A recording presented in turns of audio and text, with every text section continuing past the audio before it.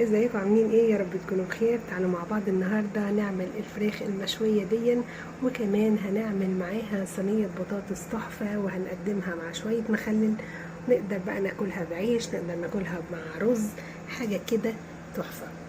الجلد بتاعها مقرمش وشويه تتبيله، يعني ابسط من البساطه. تابعوا معايا الفيديو عشان تشوفوا الفرخه الحلوه دي احنا عملناها ازاي.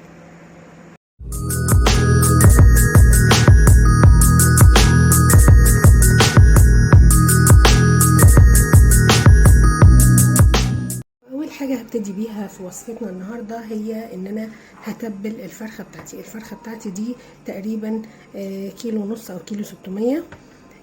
غسلها كويس، وهبتدي ان انا اعمل فيها ايه. الفرخه اهي خليت الجلد ما بين الجلد واللحم، وهاجي بالسكينه، انا مش هقطع الجلد خالص، انا هحاول على قد ما اقدر ان انا خليني في اللحم بس. ابتدي اعمل شقوق في الصدر كده، فتحات تكون غويطة شوية، مش هقطع الجلد، نخلي بالنا. برضو هنا الجلد انا خليه ما بين الورك والجلد، وبرضو هبتدي اعمل فتحات غويطة في الورك من الناحية. تمام، زي ما انتم شايفين من جوه ومن بره، نخلي بالنا عشان ما نتعورش، وفي نفس الوقت نحاول ما نقطعش الجلد. ادي الفرخه اهو، ادي الجلد بتاعها سليم، ما جيناش جنبه وما تقطعش. تعالوا نشوف بقى التتبيله اللي احنا هنتبل بيها الفرخه. معايا هنا بصلايه كبيره، معايا طماطمايه، معايا فلفل حامي للي بيحب، معايا فلفل رومي، ده قرن فلفل، يعني هو دول قرنين بس صغيرين يعني، ومعايا من الثوم المفروم، معايا ملح وفلفل ومعلقتين من الزيت. طيب، انا عشان احول الكلام ده لتتبيله هاخد الطماطم والبصل والثوم والفلفل واضربهم في الخلاط. هضربهم ضربه ناعمه كده، وبعدين نرجع نشوف شكلهم لما اتضربوا هيبقى عامل ازاي.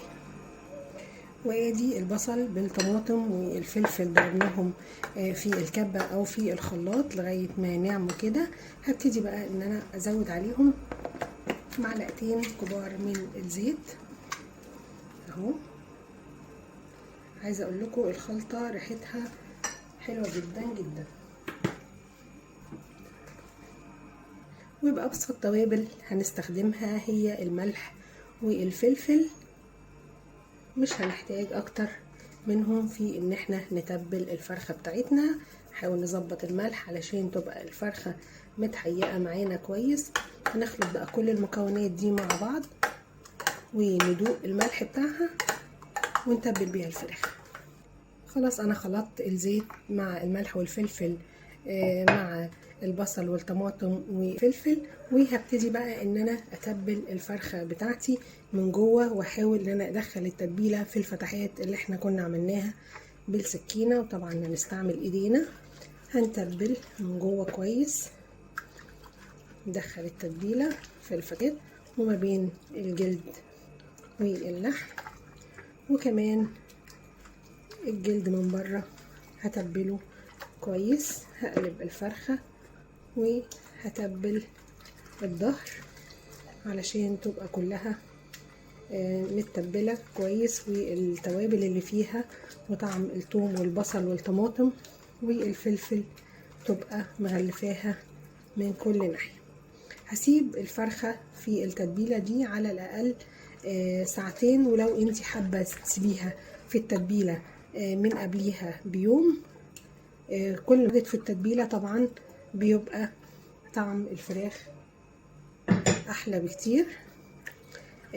الفراخ هنا انا سايبه الجلد عليها علشان الجلد بيطري اللحم بتاع الفراخ، فعشان كده احنا حاولنا على قد ما نقدر ان احنا ما نقطعش، يدي طراوه للفراخ، وفي نفس الوقت لما يستوي هيدي قرمشه حلوه قوي ويدي طعم ولون شكله حلو قوي.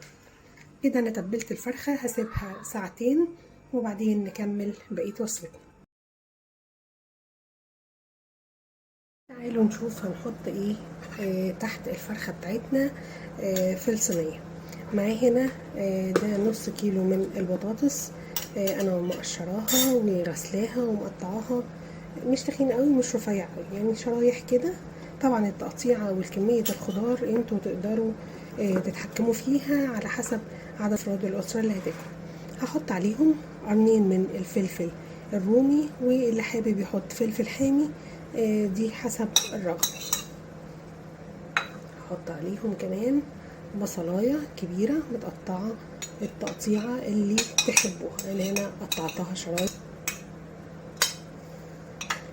كمان معايا هنا دول 3 طماطميات انا بشراهم بالمبشره، يعني ولا خلاط ولا كبه ولا اي حاجه، عشان نسهل على نفسينا الموضوع جدا.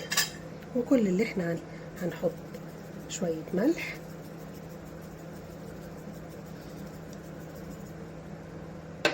وكمان رشه كده من الفلفل الاسود، بحيث يبقى الخضار بتاعي متبل وكمان طعمه حلو. هاجي فوق البطاطس وهنزل كمان بمعلقتين كبار من الزيت. هقلب بقى كل الخضار كده مع بعضه تقليبه وارجع لكم. قلبت الخضار بتاعي مع الملح والفلفل ومعلقتين الزيت. هجيب بقى الصينيه اللي هسوي فيها الفراخ، وادي الحامل اللي هحط عليه الفرخه، وده بيتباع عند اي حد بتوع مستلزمات المطبخ او ادوات المطبخ، سهله هي، سعرها مش غالي. وهبتدي بقى ان انا احطها في نص الصينيه كده، وانزل بالخضار عليها علشان احاول ان انا اثبتها. دي الخضار بتاعي اهو نزلته. هبتدي بقى ان انا اوزعه كده في الصينيه، ودي هتبقى القاعده بتاعه الفرخه بتاعتنا. ثبتنا الحامل دون اهو،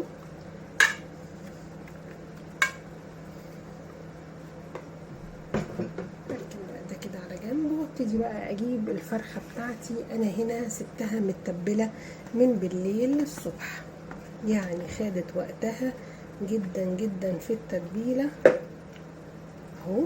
هبتدي بقى ان انا اقعدها واقول لها اتفضلي ارتاحي في الصينيه بتاعتنا.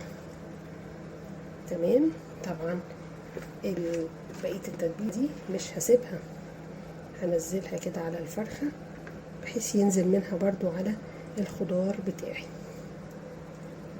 بصوا يعني ما سيبناش حاجه، كل الطعم اللي كان في التتبيله هينزل برضو منه على الخضار اهو. تمام. ادي الفرخه قاعده ومستريحه على الاخر فوق الخضار. هغسل ايدي وبعدين نشوف هنعمل ايه. ورجعت لكم بعد ما ريحت الفرخه كده الخضار بتاعنا ونزلنا بقيه التتبيله بتاعتها عليها. هبتدي بقى ان انا اعمل تغليفه كده للخضار بتاعي وللفرخه، عشان البخار اللي هيطلع هو اللي هيسوي لي الفرخه بتاعتي. هقطع كده الفويل بتاعي، يعني شوفوا كده مع بعض احنا هنعمل ايه. بصوا الاول باخد كده واقفل الصينيه من تحت على الخضار لوحده حوالين الصينيه كده. هبتدي ان انا اقفل.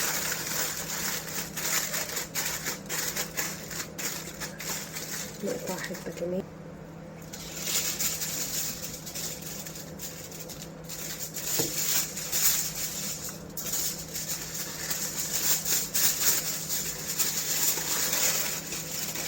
سهله جدا اهو. اي حته كده مفتحه نحاول نقفلها كويس، علشان انا عايزه اكتم اكتب البخار والفرخة تستوي كويس والخضار كمان يستوي كويس. انا غطيت كده الخضار من تحت، هبتدي بقى ان انا اغطي الفرخة كمان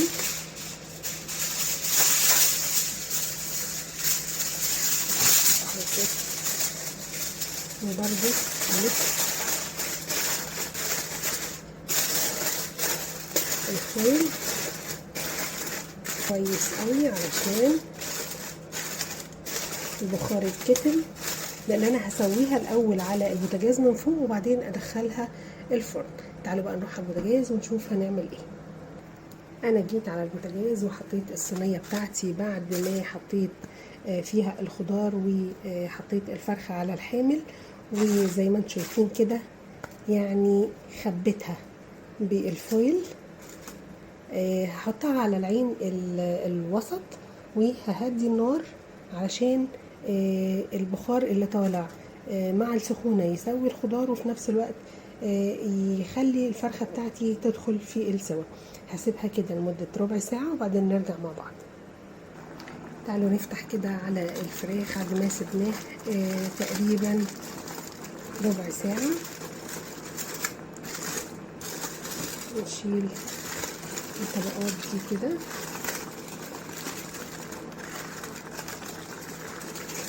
بصوا زي ما انتم شايفين لون الفراخ ابتدى يتغير، ابتدت تدخل في السوا، وكمان البطاطس معانا مندوس عليها كده بالسكينة خلاص برضو دخلت في السوا. هاخد الفرخة بتاعتي واحطها زي ما هي كده في الفرن اهو. هسيبها برضو تقريبا تلت ساعة في الفرن وبعدين نبتدي نعمل لها صوص كده حلو بحيث يديها لون حلو قوي من فوق لما تستوي. انا دلوقتي هدخلها الفرن تقعد تلت ساعة وبعدين نرجع مع بعض نشوف الصوص هيبقى معمول ازاي.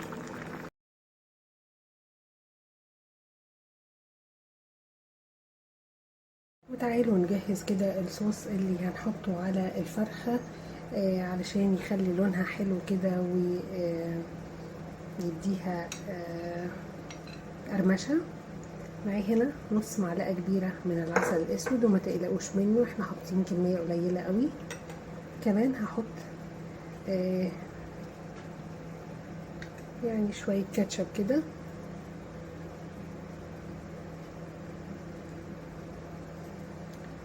وكمان هحط رشة من الملح عشان تظبط لي الطعم المسكر. كمان هحط معلقتين 3 من المية بحيث يفكولي العسل ما يبقاش تقيل. هدوبهم كده مع بعض ويبقى هو ده الصوص اللي هندهن بيه الفرخة بتاعتنا. وتعالوا نطلع الفرخة من الفرن علشان ندهنها بالصوص اللي عملناه. ادي الفرخة بتاعتي فعلا ابتدت تخش في السوا وابتدت تتحمر. هبتدي اجيب الفرشة واخد من الصوص اللي احنا عملناه دون وادهن بالجلد بتاع الفرخة من الناحيتين علشان يديها لون حلو قوي ويديها كمان قرمشة حلوة قوي. هدهن الفرخة وكمان هرجعها بعد ما ادهنها هرجعها تاني الفرن تكمل سواها والجلد بتاعها يستوي وياخد اللون الجميل اللي احنا عايزينه ونبقى نطلعها. هكمل دهنها وبعدين ندخلها الفرن. وتعالوا نشوف بقى الفرخة بتاعتنا هي بعد ما طلعت من الفرن. شايفين اللون بتاعها اللي خدته حلو جدا جدا جدا. وادي صينية البطاطس معانا تحفة. نقدر كمان نقدم معاها رز بشعرية او رز حبة وحبة او رز ابيض، وكمان جنبيهم شوية مخلل بلدي بقى ايه، والاكلة بتاعتنا كده تبقى مية مية. تعالوا نشوف كده مع بعض الجلد مقرمش ازاي والفراخ بتاعتنا مستوية حلوة جدا جدا. بصوا بصوا بصوا الفرخة بتاعتنا مستوية جدا ازاي من جوه. اتمنى الفيديو بتاعنا يكون سهل وسريع وتجربوه، وبجد الوصفة دي هتعجبكم جدا جدا جدا، يعني فوق الوصف. استنوني فيديو جديد ومستنية تشجيعكم. باي باي.